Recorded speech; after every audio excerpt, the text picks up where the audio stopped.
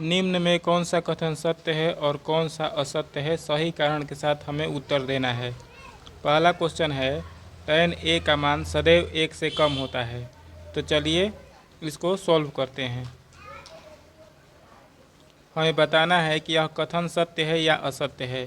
कथन दिया है tan a का मान सदैव 1 से कम होता है। तो हम जानते हैं कि tan a में a कोई कोण है, a कोई कोण हो सकता है,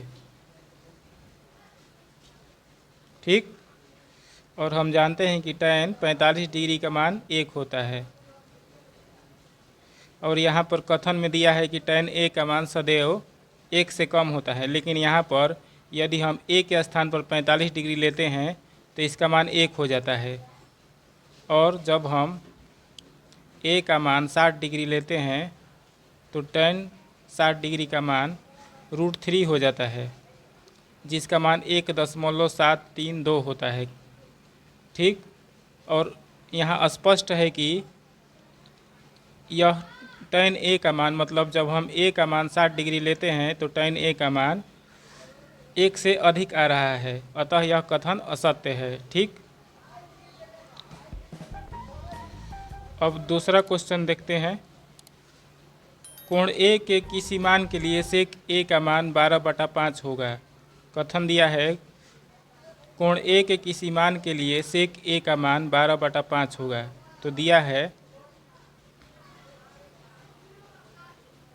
sec a बराबर 12/5। और हम जानते हैं कि sec थीटा का मान या sec किसी भी कोण के लिए sec का मान कर्ण बटा आधार होता है, कर्ण बटा आधार होता है। अतः स्पष्ट है कि यहाँ पर कर्ण का मान 12 दिया है, कर्ण दिया है 12 और आधार दिया है 5।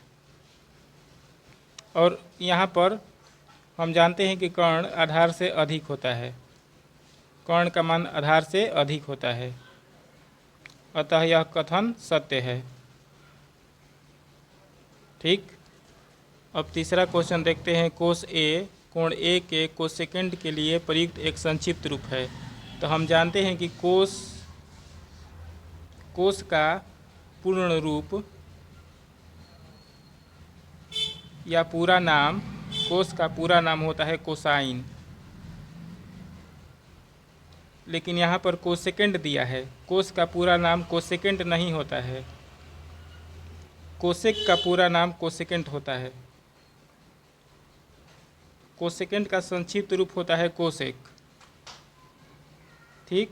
मतलब कोसेक का पूरा नाम कोसेकेंड होता है, लेकिन कोस का पूरा नाम या पूरा रूप कोसाइन होता है, अतः यह कथन असत्य है,